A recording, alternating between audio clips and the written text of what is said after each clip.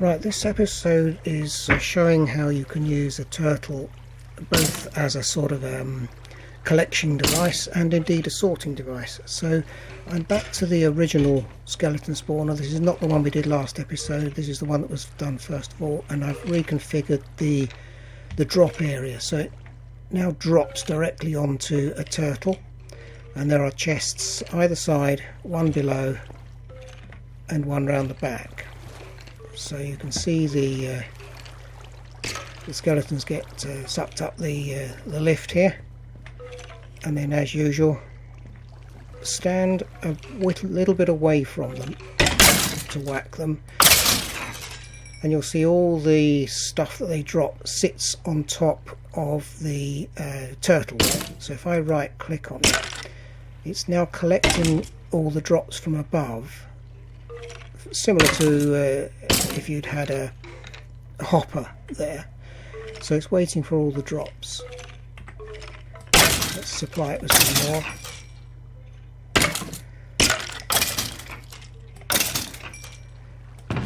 Now this side has put all the bones, this side it's put all the arrows.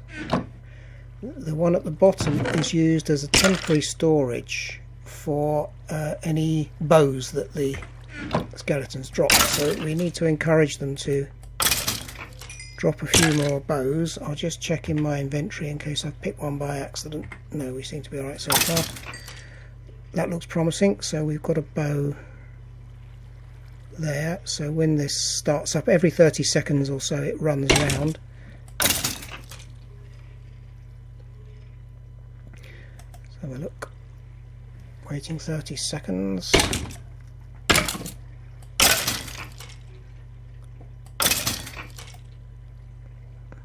Waiting to catch it just at the right second when it right, so it's collecting the bows here, and what it will do once it gets 2 or more bows in its inventory, there's only one damaged one at the moment, once it gets 2 or more which are stored in this chamber here, it will craft them together and then craft that with a third one, which seems to be a good average for taking damaged bows and making them whole again. So it works at the principle at the moment of it needs a minimum of 3 bows to create one good one. So it looks like we've still only got, yeah, we're gathering there. I'll just have a look round the back in case I missed. Oh right, we've got one here. I'll tell you what we'll do, I'll just take that one. It's 3/4 done, so it didn't quite do it that time, but no worries. And we'll put that one in there. I want to catch it crafting if I can, so I'm going to...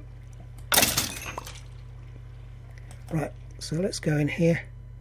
Alright, it's brought the 2 bows up from downstairs and repaired and crafted it and sent it back in. Yep, so we've got a nice selection of repaired bows which can be used for making redstone dispensers. And then obviously arrows will collect up here and bones will collect here. So that shows how this one works. We can just this will restart on its own every time the chunk is loaded. So I'll leave that one, and I've got a similar operation going in a zombie spawner, so we'll show you that. Right, this is the zombie spawner, a similar one. It's a dungeon spawner built by the turtle. The program inside the turtle here is exactly the same as on the skeleton spawner, so it's got the same layout of chests, though strictly speaking it's not necessary to have anything except this one which collects the rotten flesh, and this one which collects all the other drops that zombies make. There's no crafting or anything going on here. Perhaps not really necessary, it would have been easier perhaps, but theoretically you could build a furnace to melt the helmets or into ingots or whatever. There's all kind of stuff you can do, but otherwise it works on the same principle. This one has a half block here, so that if baby zombies drop, they can't escape. So I'll show you now a 1.12.2 world where I've built one of these for zombie pigmen, and that's a more complicated version, so we'll come back in a second. Right, so this is a 1.12.2 game using Computercraft, which is a slightly different, slightly older version. This one has two turtles. There's this one here, which does a similar job to the ones you saw earlier, and then there's a second one down here which rotates constantly, transferring bits and pieces around. So the way this one works is that you smack the pigmen, they drop sometimes gold or nuggets and gold swords, which go into this chest here. This turtle will suck the contents of the chest out here. If it finds any gold nuggets, it puts them in this chest behind, and then they drop via the hopper into this one here. So the gold nuggets are stored here. If it finds any swords, gold swords, those are dropped directly below the turtle into the furnace just here.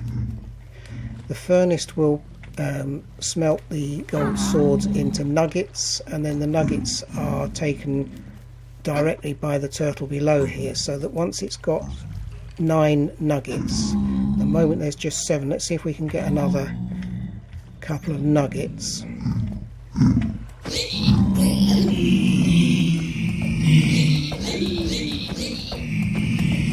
Don't have a sword, so it's taking a little while to... Right, I saw a nugget going in just then.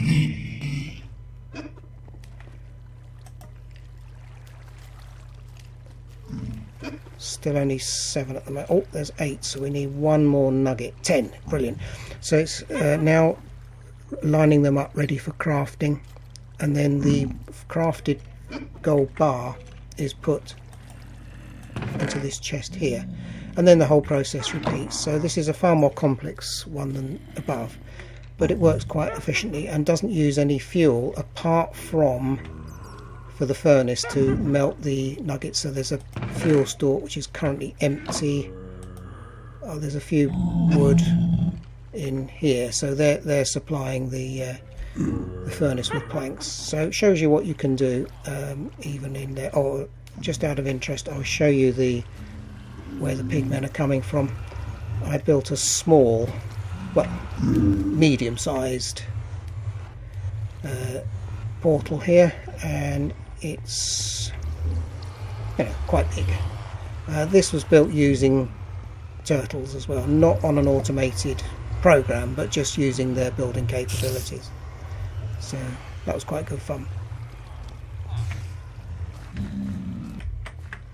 So while I'm on this particular world, this here is I'm going to change into creative mode, so I can show you around a bit.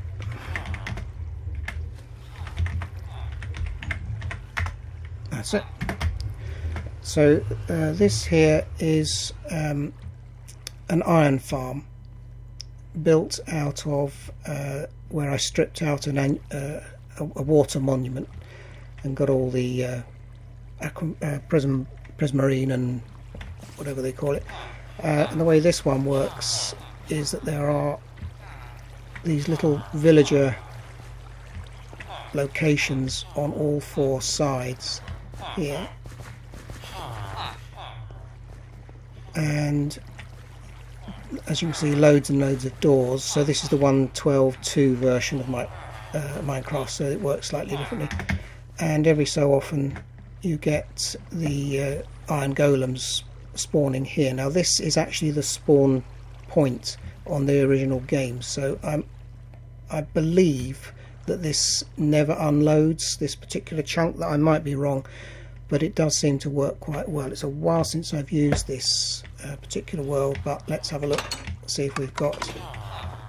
So the iron golems come down here, drop through.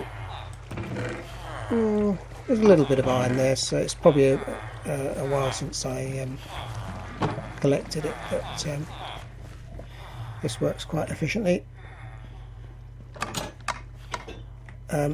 Now I have got a rail system which I was about to build a big station here that was all computer controlled, but just never got the time, so don't think there's anything much else in this world that will show what the turtles can do, which is the whole point of this series. There is the control computer.